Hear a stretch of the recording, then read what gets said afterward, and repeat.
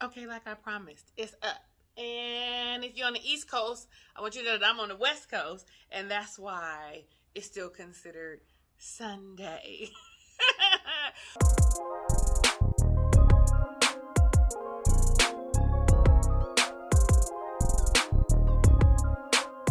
What's up? How you doing, Ray of Sunshines? I am your girl, Talisa Ray, wife coach. We are reviewing Ready to Love Miami again. Listen, the way Demario was going to bat for Corvea, I thought she was going to stay. I thought she was going to be in it to win it, but she went home. She was the chosen one out of Marcia, Jeffrey, and Corvea. Corvea is the lady who went home, but then they're like, it's a party. After the party, it's an after party, and after the party, it's a hotel lobby, and you know. Y'all know the song. I probably shouldn't be singing the song, but nevertheless, y'all know the song. I mean, if you from my era, if you are my generation, which is X, you know the song. I said Tommy needs to be affirmed. His love language is words of affirmation, because every chance he get, he like, tell me that I look good. You know what I'm saying? Clap your hands as I walk through because I look good. Like, I be feeling like the man when I walk through. Why am I singing a lot today? Nonetheless, that's what it immediately hit me. Like, he always has to be affirmed, which is okay if that's the way you need to be loved. And I feel like that is it for Tommy.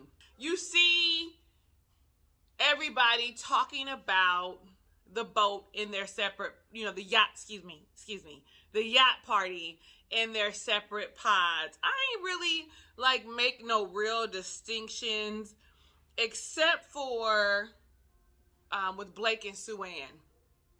She didn't like how Jeffrey was over talking her. That is a pet peeve of mine as well. One of my homegirls that I absolutely love does it all the time. And I had my breaking point a couple weekends ago. I still love her, but I was like, yo, you can't hear me if you can't debate me. You can't disagree with me. You can't do anything unless you hear me. And so it just bothered me. And so she was just saying that she felt like it was a little immature, but also she slightly regrets being Captain Sabo. Slightly regrets saying something to her at all because of Jeffrey's response. In this episode, I'm all like, was Jeffrey the mean girl? Or was Jeffrey picked on? Because, baby, she is like clapping back every chance she get at poor Sue-Ann. And Sue-Ann, since she's a lawyer, right, is asking questions. Anyway, I'm getting ahead of myself. So, Blake asked her a question about, is she making good connections or something like that. But she says, I'd rather go home with no one than the wrong one. And then Blake says, so if Tommy says, I'm gone tomorrow, you coming with me? Like, I'm your person? So to me, it feels like Jeffrey is correct. Like, he latches on. He's like, oh, so you coming with me? Because now we connected and you my top connection? Like, that's what I got out of that little sentence he said there. Maybe what Jeffrey said is absolutely right about Blake. Anyway, we're going to move it right along, and we see Cynthia and Anthony. Now, listen. When Anthony walked around that corner, I was grinning with her, okay? I was like, yes, come through with the suit. I love a man that can wear a suit with a t-shirt underneath it and look so casual and confident. Baby, let me tell you how Anthony could get it. Cynthia, girl, hold on tight. You guys do look like you vibe, and you did light up. When I say light up, baby, lit up. Y'all know what it looks like when you meet somebody that you like and you see them coming and you like, yes, and they look good. You could tell she had butterflies and was tingling all over, okay?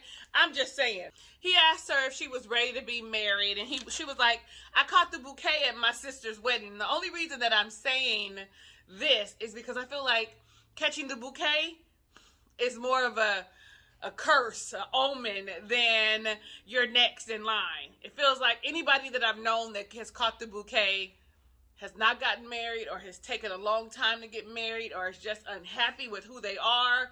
I don't know. Y'all, let me know down below in the comments if you were one of the people who got married after catching the bouquet.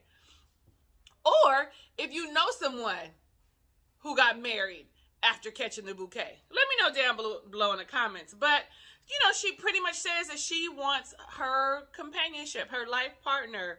And then Anthony turns around too in the conversation and talks about he wants to be married too. Now, the difference, I felt it with his energy, with his body language. The difference is he was serious about it. You know, sometimes men just tell you shit you want to hear. I feel like he really does want to be married, want the partnership. But I'm always asking the question to people, what does marriage look like for you? Because there's so much more that happens after planning the wedding.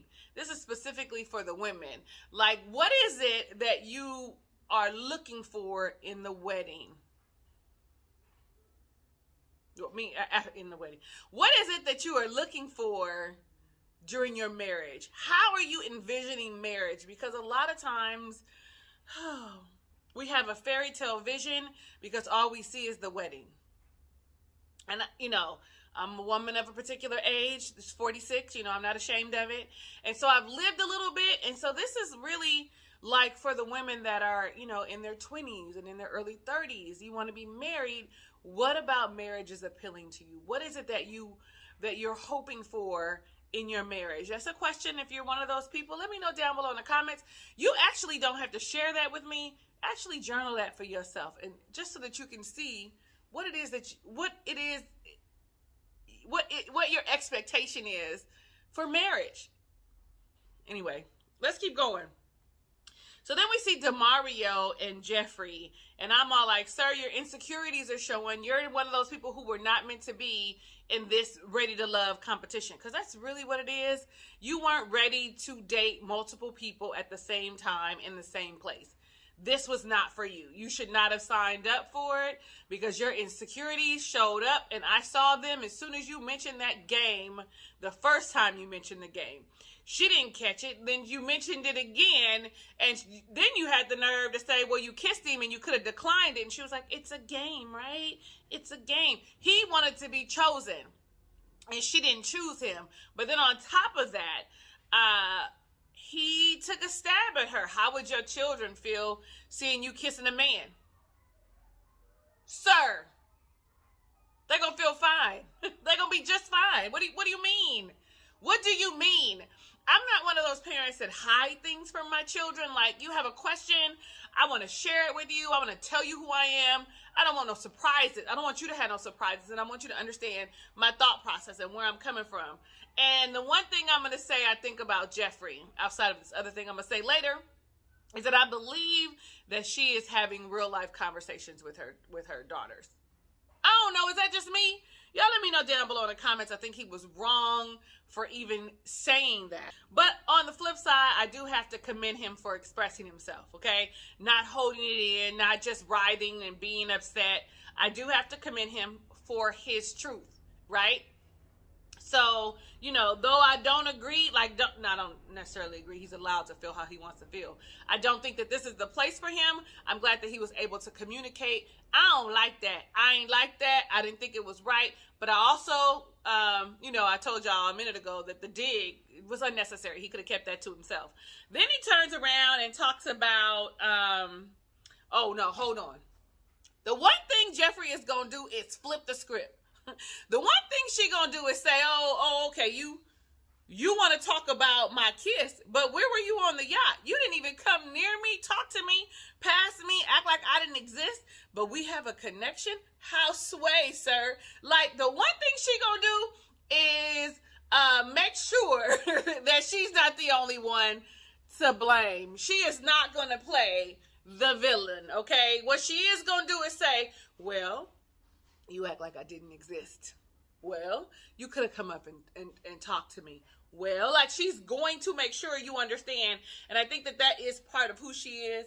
I also feel like because it's a defense mechanism that she has, she must have been picked on. She must have had to fight all her life for something, because she's quick to say, Ayo, but what about the things that you did versus also holding herself accountable? Okay, I mean, it's nothing wrong with that. So he all of a sudden sees red flags. One of them talking about something. I ain't never seen her without her makeup. We only seen you on one date. Y'all had more than one date? Why does she have to have her makeup off for you right now? Why, when y'all FaceTiming, is that so important for you right now? Y'all ain't even known each other but a week, 2 weeks or something. Sir, calm the fuck down.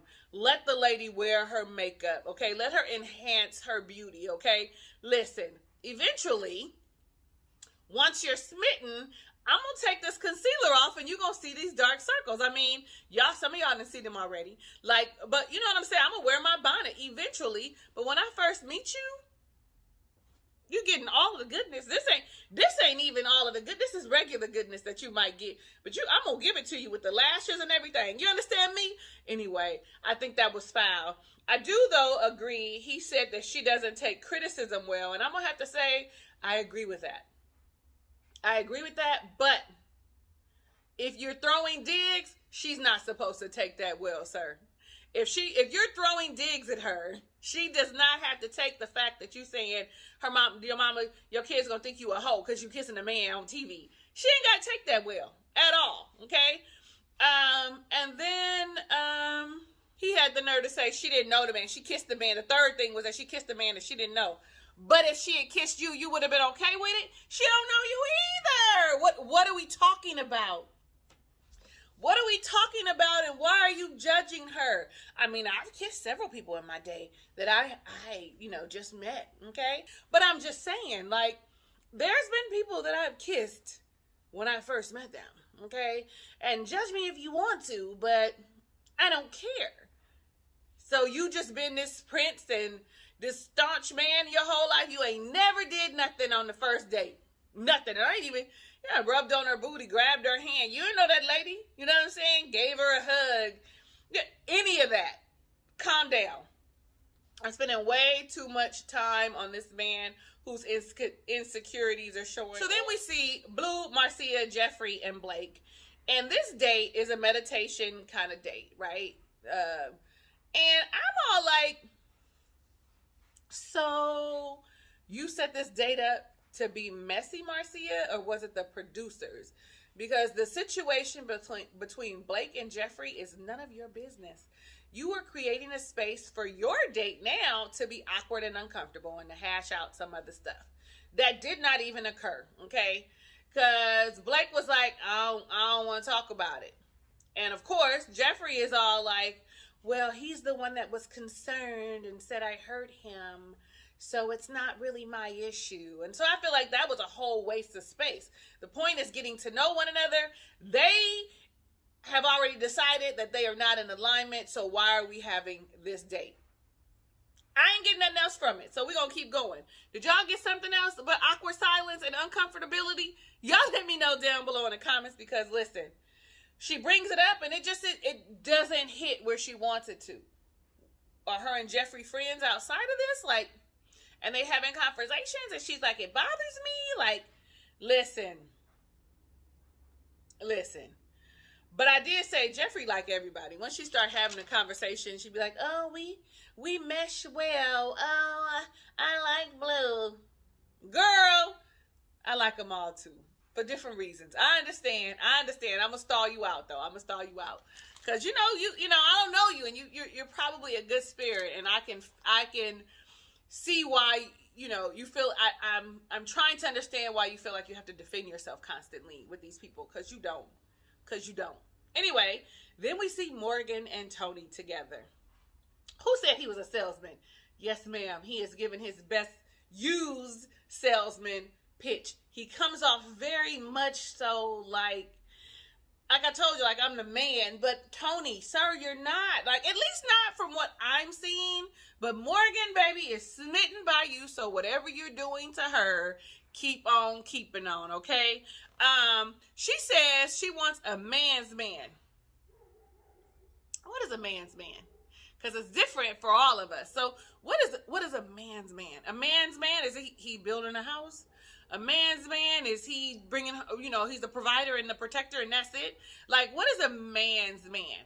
Is a man's man a communicator to you? Is he self-aware to you? Because for me, a man's man carries a particular energy that says, here I am. He's confident, okay? Some people see confidence as egotistical. I do not, because there's a limit. There's a fine line between the two, right? So I feel like a man that's confident, for me, a man that in himself, right? Confident with himself. A man that is able to communicate well, a man that is self-aware, a man that is supportive. So these are just a few things that I think a man's looks like. Y'all let me know. What is a man's man to you? Fellas, are you a man's man? Let me know down below in the comments. What is y'all building houses and cars? Like, what is a man's man, okay? Because in today's definition, for you, because your happiness is not contingent on anyone else's, okay? I digress. Okay, so Morgan says something that he asked her, how do you know that you're ready to be married? And she said, I'm happy. Yo, my little heart.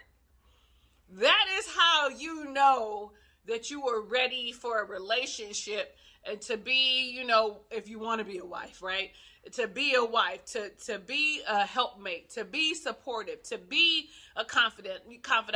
All these things is because why? I'm happy and secure in myself. Like, y'all know I'm really teared up because I feel that in my soul. I don't know. I tell y'all all the time. I think I tell y'all all the time that I'm the happiest I've been in my entire life. I'm happy and I'm at peace where I am and where I'm going. So for me, that was a big deal. Then, I don't know. He said he ready to, and he asked her if she ready to be a stepmama. She was like, if I wanted to be a baby mama, I could have been a baby mama. Like, yo, I am not baby mama material. But, a collective unit, I see you, girl. I'm with you, girl.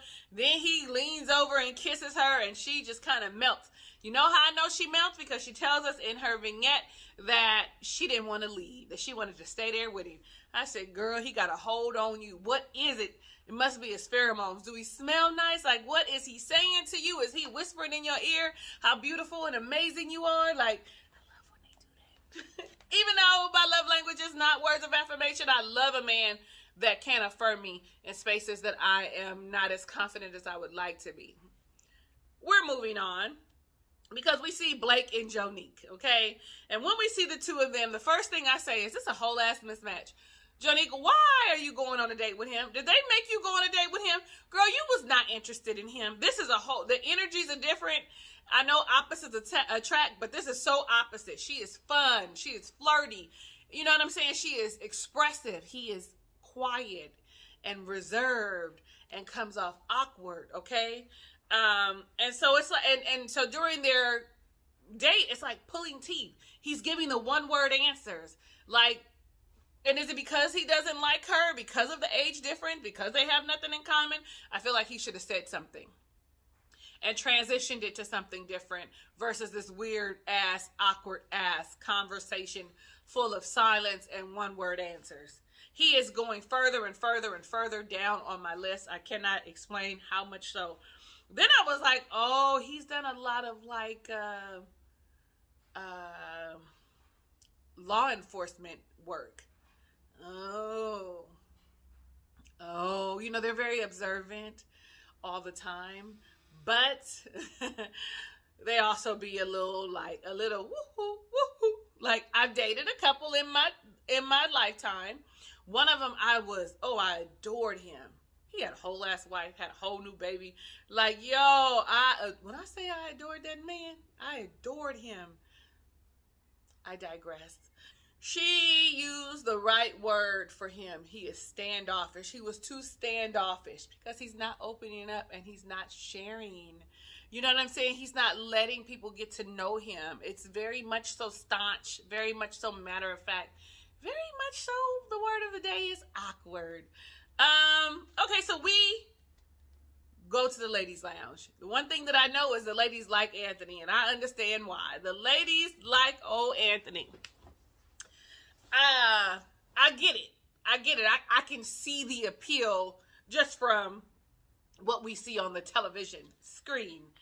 But listen, Demario and Blake are at the bottom, okay? There's a whole conversation in the ladies' lounge. I was just really, again, saying, is Jeffrey a mean girl?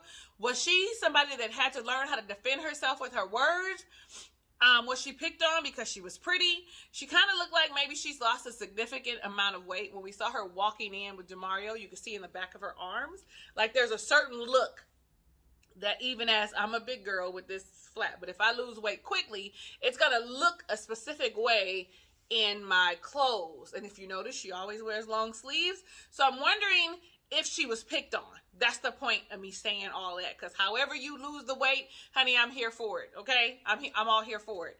When she talks about Demario and how she didn't like how he was insecure about the whole kiss, and then he sends her a text message saying he wants to revisit them. He wants to see if we can revive the relationship. Okay.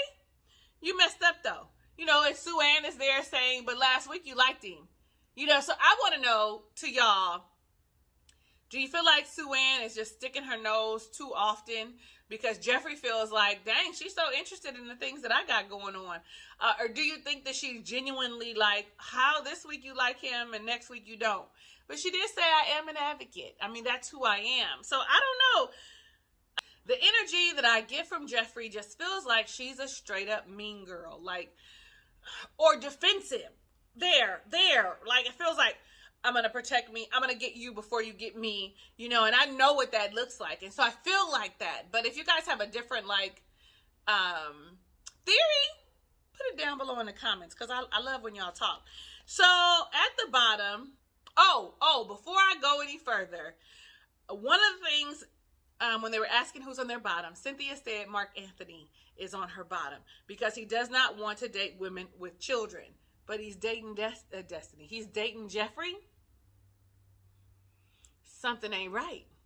So is he just dating her because she's pretty and so he has some things to do and some people in his corner? Because Cynthia said he don't want to date women with children. Or is it he doesn't want to date Cynthia and with you is silent like in the G in lasagna? Is that what it is? Like, somebody tell me, because I would, if I was Jeffrey, this next time I go on a date with Mark Anthony, I'd be the one saying, so tell me what's up. Do you not want to date women with children? You do know I got 3 of them, right? We did have a conversation about this and the blended family and integrating yourself. But I told y'all last time that I didn't think he wanted to fool with her. Like, I didn't think that he wanted to fool with her. I didn't think that he was ready to be a dad. An immediate dad. You know, I didn't feel like he was ready to be thrusted into that. I'm just saying. So, Demario and Blake are at the bottom. And I like that the ladies order the drinks. I like Jonique does that anyway, because she orders that cranberry juice. I really like that. I'm going to start doing that when I go out on dates and they meeting me.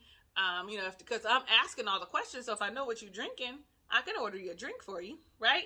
And if I'm there first. But that's not what we're talking about. The thing that got me is the fact that Blake is still here, okay? Cynthia did tell him you need to open up, you need to relax. Your direct approach is not the approach to be going with these ladies. They think you weird and awkward. She didn't say that, but that's what they said. Somebody even said he's awkward. But I can't believe he's still here and Demario is gone. But Demario does not have any other connections. He got rid of he got rid of Jeffrey, so he has no other connections, and that's the thing I think that made him go home, outside of the insecurities, outside of him, Jeffrey sharing that he said, what if your children see this? Outside of all of that, he's the one that goes home. Okay, so that's the end of episode 5. Listen, y'all let me know down below in the comments your thoughts. Answer some of those questions that I asked because I'm curious.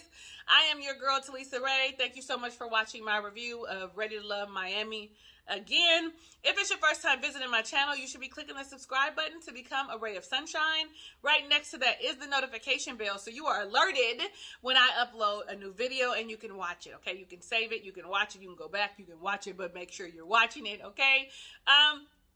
Share this video with your friends and give it a thumbs up because you like me and I'll know it's real. I love you in real life and want every good thing that God has in store for you, even if you don't know what that is for yourself. Hugs and kisses and lots of love. I'll catch you on the next review.